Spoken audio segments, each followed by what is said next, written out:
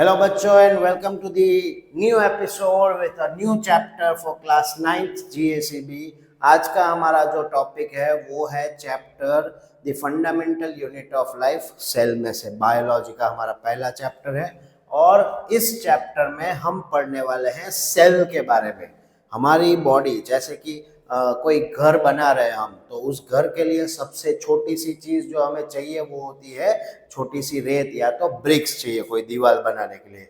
उसी तरह हमारी बॉडी को कंस्ट्रक्ट करने के लिए हमारी बॉडी के अंदर अगर कोई सबसे छोटी चीज है जो हमें चाहिए तो वो है सेल।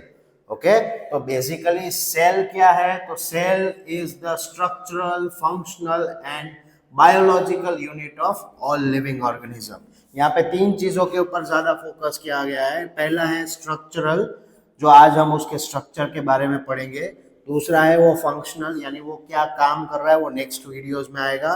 और बायोलॉजिकल यूनिट है, मतलब वो लाइफ को सपोर्ट कर रहा है, यानी कि हर कोई लिविंग ऑर्गेनिज्म, फिर चाहे वो छोटा हो या बड़ा हो, उसका एक बेसिक यूनिट, उसका एक माइन्यूट सा यूनिट होता है सेल।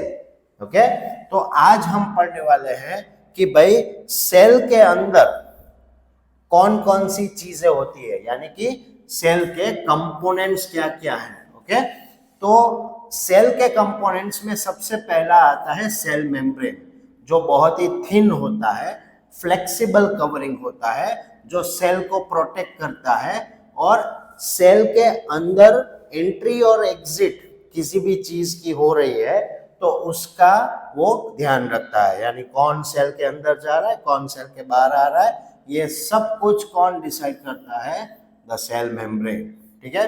दूसरा है साइटोप्लाज्म। साइटोप्लाज्म यानी कि it is a jelly like substance that fills the cell and holds the organelle, यानी ये जितने भी ऑर्गेनेलीज हैं, ऑर्गेनेलीज यानी सेल के अंदर जो होते हैं उनको ऑर्गेनेलीज बोलते हैं।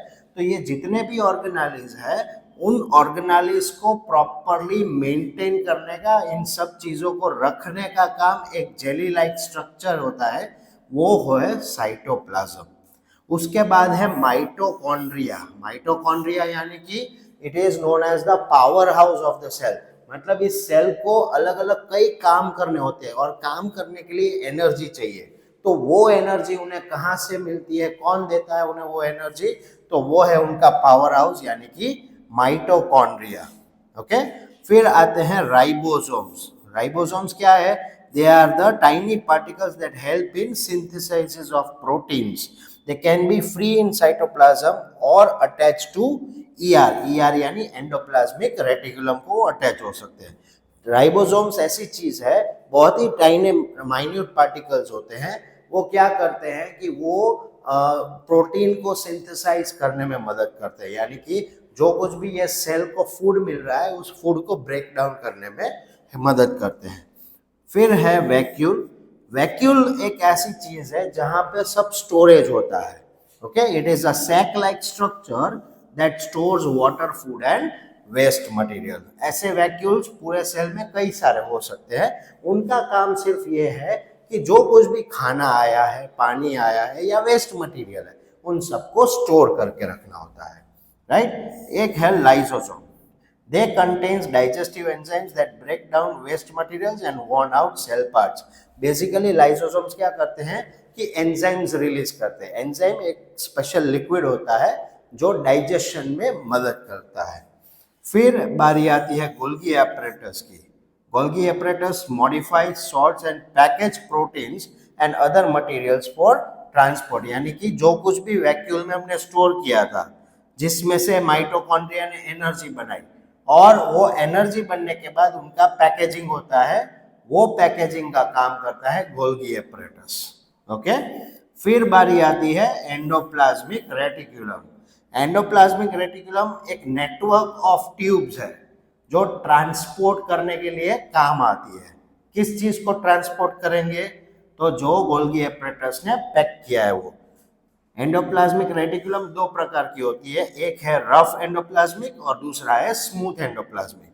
रफ एंडोप्लाज्मिक रेटिकुलम में राइबोसोम्स होते हैं, स्मूथ में नहीं होते हैं। और इन सब को कंट्रोल करने वाला वो होता है हमारा nucleus, the control centre of the cell. और न्यूक्लियस के अंदर होता है न्यूक्लियोलस, यानी कि वो क्या करता है, इंफॉर्मेशन राइबोसोम्स तक पहुंचाता है, पूरा राइबोसोम का फॉर्मेशन करता है, और जो कुछ भी सेल का डीएनए होता है वो होता है न्यूक्लियस के अंदर। ओके, इस इतने से छोटे से नैनो मटेरियल या तो बहुत ही माइन्यूट स्केल वाले सेल की मदद से ही पूरी बॉडी बनती है। तो आज हमने क्या क्या देखा, हमने देखा सेल मेम्ब्रेन, हमने देखा न्यूक्लियस, और फिर हमने देखा cytoplasm, mitochondria, endoplasmic reticulum, Golgi apparatus, ribosomes, lysosomes और vacuole.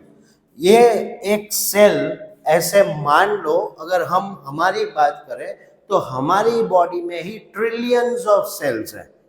Okay, so it is small as it is, the cell is mighty and it is only the secret of life. उनकी size, उनकी shape अलग अलग हो सकती है, जैसे कि ये जो है वो है एनिमल सेल है, okay, this is resembling here. दूसरा होता है प्लांट सेल, और इनके अलावा भी कई सेल्स हो सकते हैं जिनकी साइज, बॉडी डिजाइन सब कुछ अलग अलग हो सकता है, जिसे हम आगे डिटेल में पढ़ेंगे। आई होप आपको सेल का एक बेसिक स्ट्रक्चर आज क्लियर हो गया होगा कि उनके कंपोनेंट्स क्या है, उनका काम क्या है, और ये सेल के कंपोनेंट्स अलग अलग भिन्न भिन्न प्रकार के सेल्स में मौजूद हो भी सकते हैं।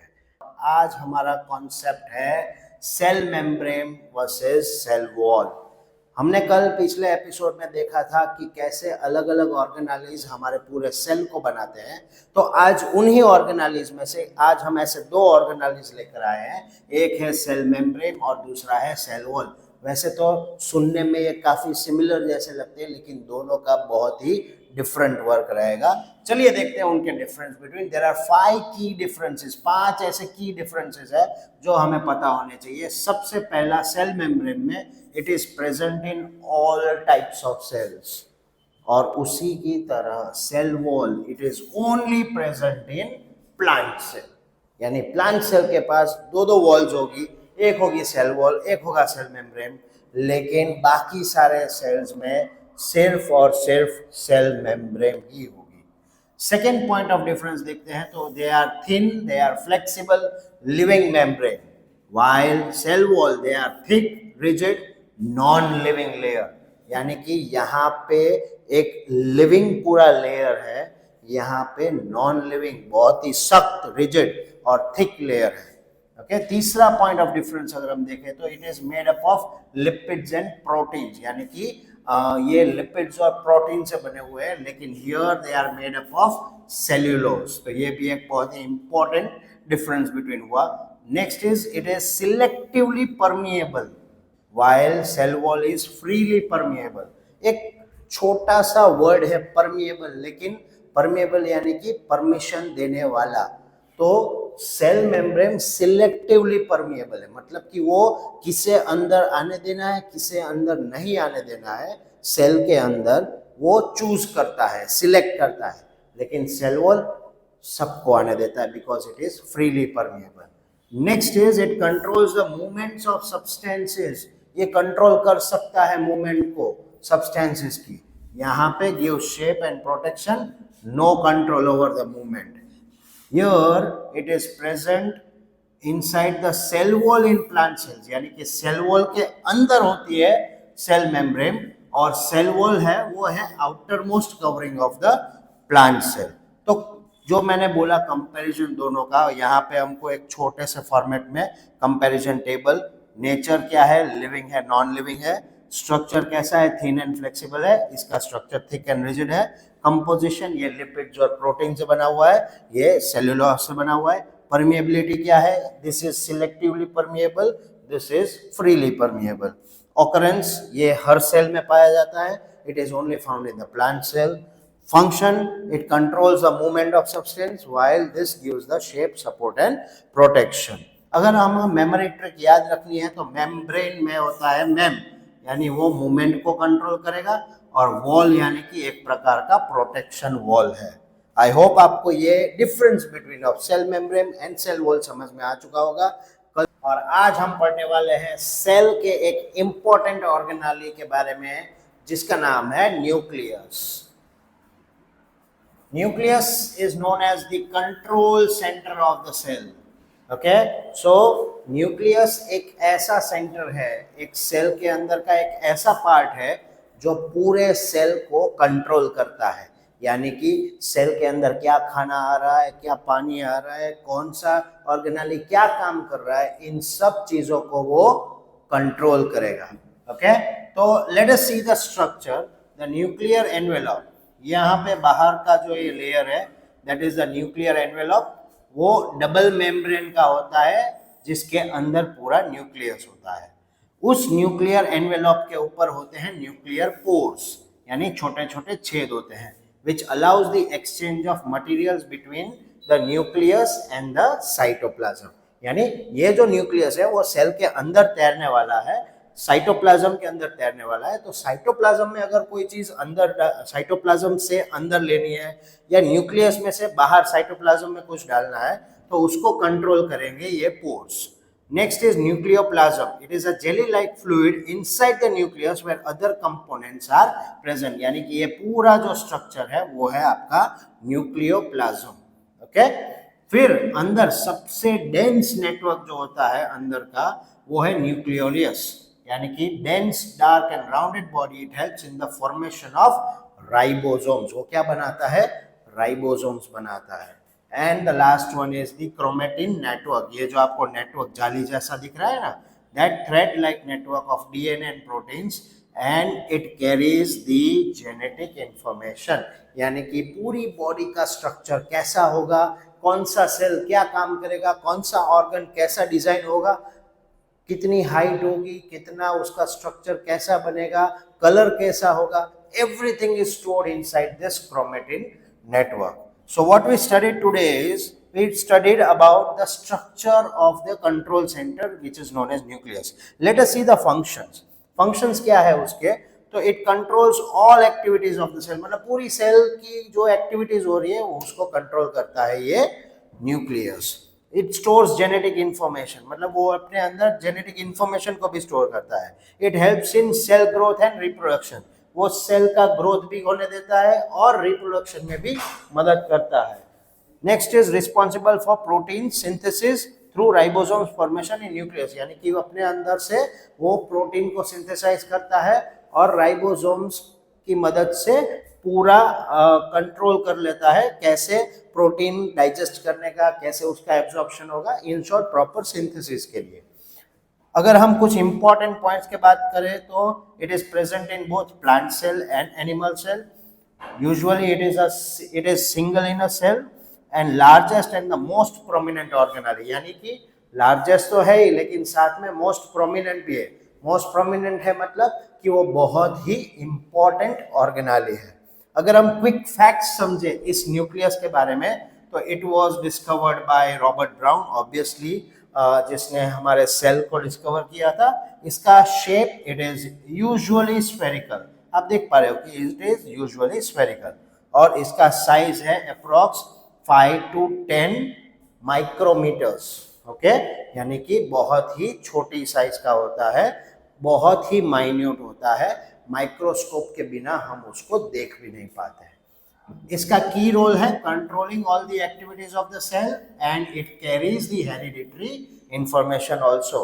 हेरिडिटरी इंफॉर्मेशन यानी कि भाई आगे वाली जनरेशन, यानी कि उस किसी भी स्पीशीज की आगे वाली जनरेशन कैसी होगी, उनका स्ट्रक्चर कैसा होगा, डिजाइन कैसा होगा, कलर कैसा होगा, ये सब डिटेल्स आती है हेरिडिटरी इंफॉर्मेशन में। सो इन शॉर्ट अगर हम चाहें तो न्यूक्लियस को ब्रेन भी बोल सकते हैं। Nucleus is like the brain of the cell, it thinks, controls and passes on the information. I hope आपको ये कॉन्सेप्ट क्लियर हो चुका होगा। आज का हमारा कंपैरिजन का टॉपिक है comparison between prokaryotic and eukaryotic cell.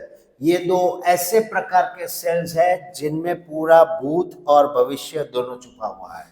Prokaryotic cell यानी कि प्रिमिटिव जमाने के सेल्स, इन सेल्स को पुराने जमाने के सेल्स भी कहा जाता है। They are usually smaller in size, simple in structure, there is no membrane bound organelles, यानी इनके ऑर्गेनेल्स के आजू बाजू मेम्ब्रेन्स नहीं होती है, and mostly they are found in bacterias. अगर हम यूकैरियोटिक सेल्स की बात करें तो दे आर यूजुअली लार्ज, बड़ी साइज के हैं, they are having complex structures, उनके अंदर बहुत ही वेरिएशंस देखने को मिलते हैं। It has a membrane bound organise, यानी हर एक के आजू बाजू में मेम्ब्रेन रहेगी, and it is found in plants, animals, fungi and protistas. Okay, if we talk about size, prokaryotic cells are smaller in size while eukaryotic cells are larger in size. Nuclear membrane इसमें नहीं होता, इसमें present है। Genetic material, यहाँ पे single circular DNA होता है, एक ही न्यूक्लियोइड होता है। Here there is a multiple linear DNA, यानी कि एक पूरा चेन स्ट्रक्चर्स होता है। मेम्ब्रेन बाउंड ऑर्गेनेल्स यहाँ पे एब्सेंट होते हैं, यहाँ पे प्रेजेंट है। राइबोसोम्स 70S है, यहाँ पे 80S 70S दोनों है, यानी कि 80S यानी साइटोप्लाज्म में भी होंगे, 70S यानी वो माइटोकॉन्ड्रिया और क्लोरोप्लास्ट में भी प्रेजेंट होंगे। मोड ऑफ डिवीजन, यहाँ पे बाइनरी फिजन यूज होता है, यानी 1 का 2, 2 का 4। यहाँ पे माइटोसिस और मियोसिस होता है, यानी कि एक के अनेक। राइट, सेल वॉल, तो यहाँ पे cell wall is present, here cell wall in plants present, absent in the animal cells. Cell membrane, तो यहाँ पे प्लाज्मा मेम्ब्रेन होता है और यहाँ पे भी प्लाज्मा मेम्ब्रेन, दोनों में अवेलेबल है। इनके एग्जांपल्स है बैक्टीरिया और आर्किया, या इनके एग्जांपल्स है plants, animals, fungi and protistas. अगर हम बात करें तो these are the primitive type of cells, very olden cells, and these are the modern evolutionized cells, यानी कि दुनिया में जो कुछ भी इवोल्यूशन हुआ है वो इन सेल्स की मदद से हुआ है। और आज की जो स्पीशीज अवेलेबल है, जो इवोल्व्ड स्पीशीज है, उन सब के बीच में यूकैरियोटिक सेल्स काफी मौजूद है। प्रोकैरियोटिक सेल्स आज भी हमें देखने को मिलते हैं कुछ ऐसे पुरानी स्पीशीज में जो कई सालों से मौजूद है। आई होप आपको ये कंपैरिजन समझ में आ चुका होगा, जिसकी मदद से difference between prokaryotic and eukaryotic can easily be understood. और आज का हमारा टॉपिक है सेल चैप्टर में से mitochondria. Mitochondria is known as the power house of the cell, क्योंकि पूरे सेल को अगर एनर्जी की रिक्वायरमेंट है तो वो कौन बनाएगा? माइटोकॉन्ड्रिया। चलिए समझते हैं उसके स्ट्रक्चर के बारे में। यहाँ पे है उसका आउटर मेम्ब्रेन, ये है उसकी इनर मेम्ब्रेन, और उसके अंदर होते हैं crystal which folds and increases the surface area, ये जो कर्व शेप है उसकी मदद से। और साथ में अंदर है मैट्रिक्स, एक जेल लाइक फ्लूइड है जिसके अंदर एंजाइम्स है, डीएनए है और राइबोसोम्स है। इस पूरे माइटोकॉन्ड्रिया का सिर्फ एक ही छोटा सा काम है, energy banana. Mitochondria are membrane-bound cell organelles present in both plant and animal cells, and they are the site where most of the energy is produced. Okay? यानी कि सबसे ज्यादा एनर्जी प्रोडक्शन कहाँ पे हो रहा है? यहाँ पे माइटोकॉन्ड्रिया के अंदर। माइटोकॉन्ड्रिया के पास डबल मेम्ब्रेन स्ट्रक्चर है, उसके अलावा माइटोकॉन्ड्रिया के पास डबल मेम्ब्रेन स्ट्रक्चर तो है ही, उसके साथ साथ इनर मेम्ब्रेन फोल्ड की हुई है क्रिस्टे के फॉर्म में, और मैट्रिक्स के अंदर एंजाइम्स, डीएनए, राइबोसोम्स है। More mitochondria are present in cells with higher energy requirement, यानी कि जो हमारी बॉडी के मसल सेल्स होंगे तो उन मसल सेल्स को ज्यादा एनर्जी चाहिए, इसलिए उन सेल्स में ज्यादा अमाउंट ऑफ माइटोकॉन्ड्रिया प्रेजेंट होंगे। उसके अलावा अगर हम फंक्शंस की बात करें तो वो एनर्जी बनाते हैं, जैसा मैंने बोला कि वो एनर्जी बना रहे, वो कौन से फॉर्म में एनर्जी बना रहे? एटीपी, यानी कि adenosine triphosphate, through a process called cellular respiration. हम सब लोग जानते हैं कि भाई हम सांस लेते हैं, हम खाना खाते हैं, जो कुछ भी हमने खाना खाया है, जो हमने रेस्पिरेशन किया है यानी कि ऑक्सीजन, तो खाना और ऑक्सीजन यहाँ पे सेल के अंदर जाके, माइटोकॉन्ड्रिया के अंदर जाके एक प्रोसेस होती है उनके ऊपर जिसको कहते हैं सेल्यूलर रेस्पिरेशन, और उससे बनता है एटीपी यानी adenosine triphosphate. Supplies energy for various activities, यानी कि पूरे सेल को कोई भी काम करना हो एनर्जी कौन देगा? Mitochondria. It play a role in cell growth and division, यानी कि सेल को ग्रो करना है एनर्जी चाहिए, सेल को डिवाइड होना है, 1 में से 2, 2 में से 4, 4 में से 8, तो इन डिवीजन के लिए भी उसको एनर्जी चाहिए। वो कहाँ से मिलेगी? माइटोकॉन्ड्रिया के पास है, and it also helps in maintaining the calcium balance. क्यों कैल्शियम बैलेंस को मेंटेन करता है? क्योंकि उसको पावर देना है, पूरे सेल को जगा के रखना है, जागृत रखना है, जिसकी वजह से सेल अपने फंक्शंस आसानी से कर पाए। आई होप आप लोगों को ये कॉन्सेप्ट पूरा समझ में आ गया होगा, क्योंकि बिना माइटोकॉन्ड्रिया के सेल का पावर पॉसिबल नहीं है और बिना डीडीएलए के आपका डेली डिसिप्लिन पॉसिबल नहीं। आज का हमारा टॉपिक है सेल के अंदर पाया जाने वाला endoplasmic reticulum and its types. So endoplasmic reticulum, typically known as ER, is a network of membrane bound tubules and sac present in the cytoplasm। यानी कि वो एक नेटवर्क है किसका? मेम्ब्रेन बाउंड ट्यूब्यूल्स का, छोटे छोटे ऐसे सेक लाइक स्ट्रक्चर का वो पूरा एक यूनिट है, और वो साइटोप्लाज्म के अंदर घूमता रहता है।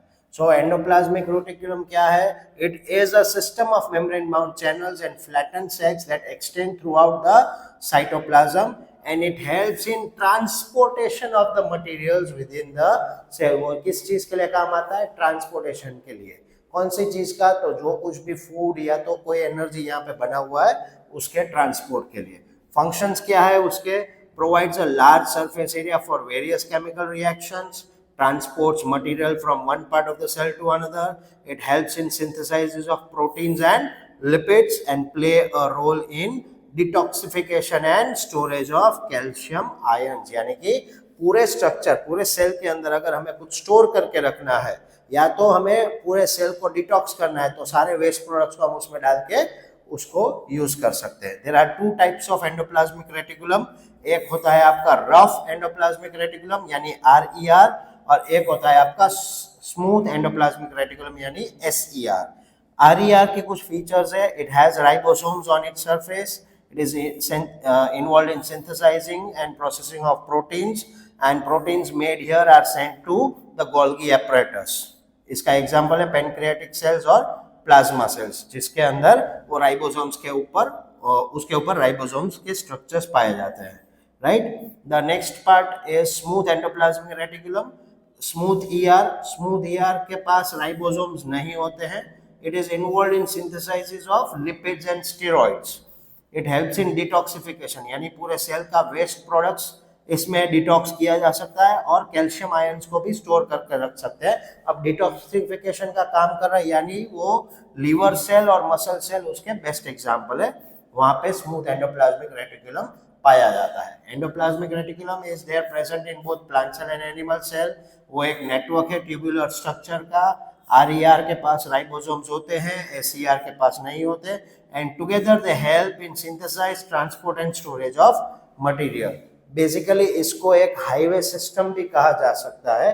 The endoplasmic reticulum is like a highway system inside the cell that helps in transporting material quickly and effectively. In short, it helps in maintaining the material synthesized, या तो उसका ट्रांसपोर्ट कहाँ से कहाँ पे लेकर जाना है, या तो उसके अंदर हम वेस्ट प्रोडक्ट्स डिटॉक्सिफिकेशन कर सकते हैं, and so on. I hope आपको ये एंडोप्लाज्मिक रेटिकुलम समझ में आ चुका होगा। और आज हमारे सेल के अंदर का एक और नया टॉपिक आ चुका है, जो है क्लोरोप्लास्ट एंड क्लोरोफिल। वैसे मैं आपको बता दूं कि ये जो है ना भाई, क्लोरोप्लास्ट और उसके अंदर का क्लोरोफिल, वो इतना इम्पोर्टेंट है कि अगर वो ना होता तो आज हमारी दुनिया का दस्तूर ही कुछ अलग होता। क्यों? क्योंकि क्लोरोफिल के बिना प्लांट कभी फोटोसिंथेसिस नहीं कर सकता, बिना फोटोसिंथेसिस के हमें खाना नहीं मिल सकता प्लांट में से, और अगर खाना नहीं मिल सकता तो हम जिंदा नहीं रहेंगे, और जिंदा नहीं रहेंगे तो हम ही नहीं रहेंगे, तो दुनिया क्या कर लेगी। तो चलिए समझते हैं क्लोरोप्लास्ट क्या है। कि chloroplast they are the green plastics. वो क्या है? They are green plastics. Okay, they contain chlorophyll. कैसा कलर का होता है क्लोरोफिल? एक ग्रीन कलर का। लेकिन वो क्या है? वो कलर नहीं है, it is the green pigment that traps sunlight. Green pigment है जो सनलाइट को एब्जॉर्ब करके उसको पकड़ के रखता है, और वो सनलाइट प्लांट यूज करता है for the process of photosynthesis. देखते हैं कहाँ कहाँ प्रेजेंट है chloroplast. It is present in plant cells and some algae. Animal cells में कहीं कहीं पे नहीं होता है, ओके, साइट ऑफ फोटोसिंथेसिस, यानी कि ये है तो फोटोसिंथेसिस पॉसिबल हो रहा है। And they have their own DNA and ribosomes, उनका खुद का स्ट्रक्चर अलग है, उनका खुद का प्रोफाइलिंग अलग होता है, डीएनए खुद का है। ओके, प्लांट सेल में हम देख सकते हैं कि भाई ये जो ग्रीन कलर है वो है क्लोरोप्लास्ट। ओके, लेकिन एनिमल सेल में क्लोरोप्लास्ट है ही नहीं। अगर होता तो एनिमल्स भी खाना बना लेते अपना खुद से, लेकिन नहीं है तो नहीं बना पा रहे हैं। और ज्यादातर अगर हम क्लोरोफिल को थोड़ा डीपली स्टडी करें तो green pigment is present in chloroplast, it absorbs sunlight and makes photosynthesis possible. तो ऐसा क्या होगा उसके अंदर कि ये हो रहा है? Magnesium is present at the centre and उसके आजू बाजू में पोर्फिरिन की रिंग्स है। पोर्फिरिन यानी कि ये मटेरियल जो है ना, उसकी रिंग बनी हुई है। ये रिंग की मदद से वो सनलाइट को ट्रैप करता है।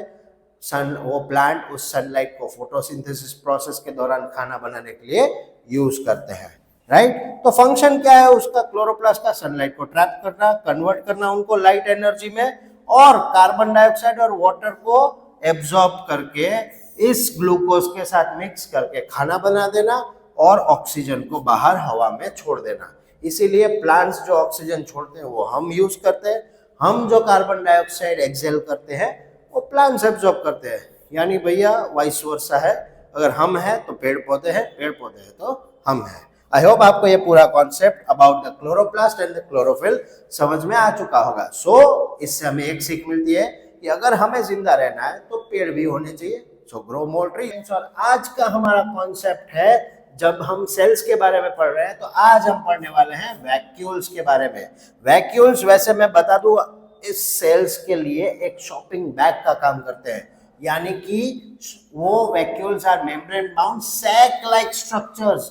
सैक लाइक यानी कि वो सैक जैसे दिखने वाले। सैक किस लिए काम आता है? स्टोर करने के लिए। Okay, so they are sac like structures present in cytoplasm of cells and they are filled with cell sap. Vacuole क्या है? Vacuole is a membrane bound space inside the cytoplasm filled with a cell sap containing water, salt, sugar, pigments and waste। यानी कि वो काम की चीज, ना काम की चीज, वेस्ट प्रोडक्ट, खाना, सब कुछ वो स्टोर करके रखते हैं, राइट। फंक्शंस, वैक्यूल के फंक्शंस देख लेते हैं फटाफट से। स्टोर्स वाटर, वो खाने को स्टोर करते हैं, फूड को स्टोर करते हैं, सॉल्ट को स्टोर करते हैं, पिगमेंट को और वेस्ट को। Maintains turgidity and shape of the cell, यानी वो सेल के शेप को मजबूत सपोर्ट देते हैं ताकि सेल का जो शेप है वो पिचक ना जाए, right. It helps in the removal and storage of waste material, यानी कि अगर सेल में से कोई रिमूव करना है वेस्ट मटेरियल को या उसको कहीं साइड में संभाल के रखना है तो उसके लिए वो काम आते हैं। It helps in maintaining the pH and balance of the cell. वैसे आप 10th स्टैंडर्ड में हो, 10th स्टैंडर्ड में अगले साल आओगे, अगले साल का ये टॉपिक है पीएच। पीएच यानी कि द पोटेंशियल ऑफ हाइड्रोजन, वो बैलेंस होना चाहिए।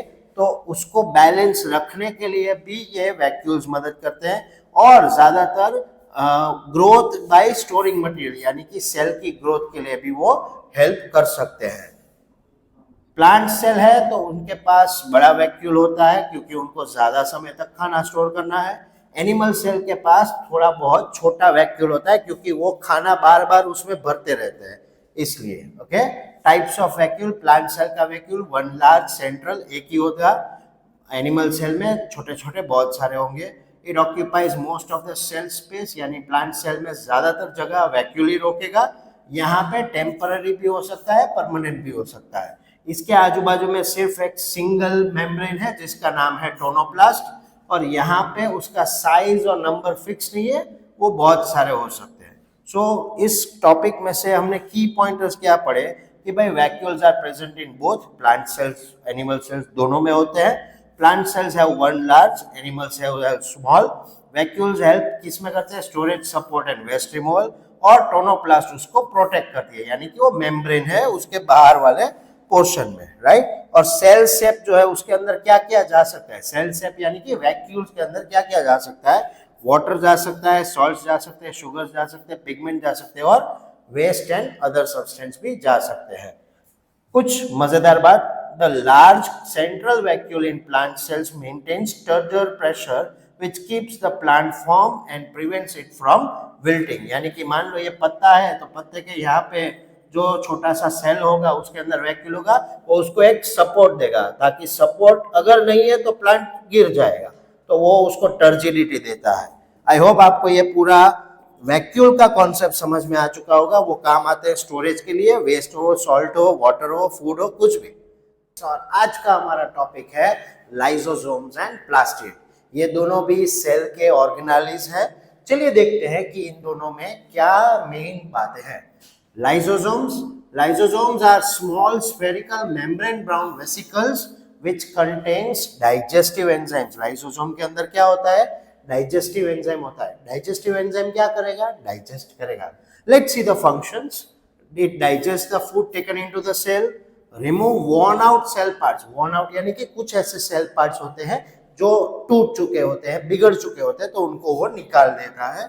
Destroy germs and harmful substances, यानी कि सेल के अंदर अगर कोई जर्म्स आ गया है या हार्मफुल कोई सब्सटेंस है जो सेल को हानि पहुंचा सकता है, तो उसे वो निकाल देगा। And it helps in cell cleaning and protection, यानी कि ये सारी चीजें करके वो सेल को प्रोटेक्ट भी करेगा और साफ सुथरा भी रखेगा। Lysosomes are like the cleaning squad of the cell wall. They are present in animal cells. It contains hydrolytic enzymes। उनके पास कौन से एंजाइम्स होते हैं? हाइड्रोलिटिक मतलब ज्यादातर लिक्विड फॉर्म्स वाले एंजाइम्स होते हैं जो फटाफट से क्लीनिंग प्रोसेस में और डाइजेशन प्रोसेस में मदद कर सकते हैं। It helps in digestion and cellular waste removal. Okay, उसी तरह इफ वी टॉक अबाउट, उनके आजू बाजू में मेम्ब्रेन भी होती है और अंदर होते हैं digestive enzymes. If we talk about plastids, they are double membrane bound organelles found in the plant cells. Plastids plant cells के अंदर मिलते हैं। उनका मेन कैपेबिलिटी क्या है कि उनके आजू बाजू में डबल मेम्ब्रेन है। Types of plastids are chloroplast, chromoplast and leucoplast. Chloroplasts, they are green in color. They contain chlorophyll, which helps in the process of photosynthesis. Chromoplasts, they are yellow, orange or red in color. And the pigment inside them gives the color to the fruits. यानी कि अगर आपका Apple लाल है तो because of chromoplast. Okay? Leucoplasts, they are colorless, but they store food such as starch, oils and proteins, यानी कि वो food को स्टोर करते हैं in the form of starch, in the form of oils या तो in the form of proteins.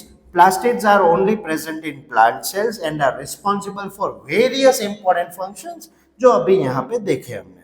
Plastid से अगर की पॉइंट्स देखें तो present in plant cells there are 3 types, chloroplast, chromoplast, leucoplast. Photosynthesis में, फूड के कलर में और फूड के स्टोरेज में हेल्प करते हैं। अगर दोनों का क्विक कंपैरिजन देखें तो lysosome it is found in animal cells, plastids they are found in plant cells. Lysosome का मेन फंक्शन है digestion and waste removal. Plastids के मेन फंक्शन है photosynthesis, colour and storage. And does they contain pigments, क्या इनके अंदर pigments होते हैं? तो lysosomes have no pigments. Plastids yes they have some pigments, जिसकी की वजह से कलर्स आते हैं। इसलिए आई होप आपको ये कॉन्सेप्ट समझ में आ चुका। आज बहुत ही तगड़ा टॉपिक लेकर आ चुका हूं। The topic is cell division. वैसे तो ये बहुत ही आसान टॉपिक है, लेकिन सामने उतना ही इंपॉर्टेंट भी है। चलिए समझते हैं the process by which a parent cell divides to form a new cell is known as cell division. Cell division क्यों इंपॉर्टेंट है? ग्रोथ ऑफ एन ऑर्गेनिज्म के लिए, repair and replacement of worn out यानी जो खराब sales हो चुके हैं उनको बदलने के लिए, रिप्रोडक्शन इन यूनिसेल्युलर ऑर्गेनिज्म यानी कि मल्टी सेल्युलर या जो भी ऑर्गेनिज्म सिंगल सेल से बने हैं उनके अंदर रिप्रोडक्शन भी इसी प्रोसेस से होता है। And it also maintains the number of chromosomes. वैसे there are 2 types of cell division, one is mitosis, one is meiosis. Let's see what is mitosis. Mitosis it occurs in somatic cells. Somatic यानी कि हमारी body के अंदर जो sales होते हैं उसमें होता है। It results in 2 daughter cell, यानी कि एक सोमेटिक सेल डिवाइड हो जाएगा 2 डॉटर सेल्स में। Daughter cells are genetically identical to each other and the parent cell, मतलब ये तीनों एक दूसरे को इक्वल ही होंगे, एक दूसरे के आइडेंटिकल कार्बन कॉपी होंगे। Chromosome number remains the same, यानी मान लो अगर इसके पास 36 क्रोमोसोम्स है तो इधर भी 36, इधर भी 36 क्रोमोसोम्स ही अवेलेबल होंगे। Let's talk about meiosis. It occurs in reproductive cells, या तो सेक्स सेल्स के अंदर होता है, यानी कि जो पार्ट्स रिप्रोडक्शन कर रहे हैं उनके अंदर यह सेल पाया जाता है। It results into 4 daughter cells, 4 daughter cells पैदा होते हैं। Daughter cells are genetically different, वो चारों अलग अलग होते हैं, no same, and chromosome number is reduced to half, यानी कि अगर 36 है then it will be divided into 18, 18, 18 and 18. Okay, this is a short comparison where it occurs, somatic और reproductive में होता है ये। number of division यहाँ पे 1 होगा, यहाँ पे 2 होगा, daughter cells यहाँ पे 2 होंगे, यहाँ पे 4 होंगे, they are identical, यहाँ पे different होंगे, they are same as the parent cell, they are half of the parent cell। ये एग्जाम्पल स्किन सेल्स, हमारी चमड़ी अगर निकल जाती है तो नई चमड़ी आती है सेल डिवीजन की मदद से, वो भी सेम आती है। सो स्किन सेल्स और root cells, and reproductive cells are the sperm cells and the egg cells. Sperm cell is found in males, egg cells is found in female. Let us see some stages. Stages of mitosis क्या क्या होंगे? सबसे पहले interphase होगा जहां पे cell grow और DNA का रेप्लिकेशन होगा। फिर आएगा प्रोफेज, प्रोफेज में क्रोमोसोम कंडेंस होके स्पिंडल फाइबर्स बन जाएंगे लंबे लंबे। उसके बाद आता है मेटाफेज, मेटाफेज में वो अलाइन कर देते हैं एग्जैक्ट सेंटर के ऊपर। फिर आता है anaphase, that is sister chromatid separates and move to opposite poles, दो अलग अलग पोल्स की ओर वो बढ़ने लगते हैं। नेक्स्ट आता है टेलोफेज, जहां पे नया न्यूक्लियर बन के साइटोप्लाज्म भी डिवाइड हो जाता है। और लास्ट स्टेज होता है साइटोकिनेसिस, यानी कि 2 डॉटर सेल्स बन जाते हैं। These are the stages of mitosis. Stages of meiosis, उसकी एक बेसिक समरी है, prophase 1, metaphase 1, anaphase and telophase. ये एक मियोसिस पार्ट 1 है, जो कहाँ होता है? By the reduction division method में होता है। फिर मियोसिस 2 है, वो है प्रोफेज, मेटाफेज, एनाफेज, टेलोफेज, और यहाँ पे इक्वल डिवीजन हो रहा है 4 डॉटर सेल्स में। So the key pointers are mitosis, growth, repair and asexual reproduction; meiosis, formation of gametes, sperms and egg. Both ensures the continuity of life, क्योंकि cell division से mitosis भी important है, meiosis भी उतना ही important है। Mitosis में same type of cells बनेंगे, मियोसिस में हाफ नंबर ऑफ क्रोमोसोम्स वाले सेल्स बनेंगे। Cell division is essential for life growth and reproduction. I hope आप लोगों को ये कॉन्सेप्ट पूरा समझ में आ चुका होगा। एक बार इस वीडियो को वापस पहले से लेकर लास्ट तक देखिए, क्योंकि ये बहुत ही इंपॉर्टेंट टॉपिक है। See you again tomorrow, good bye.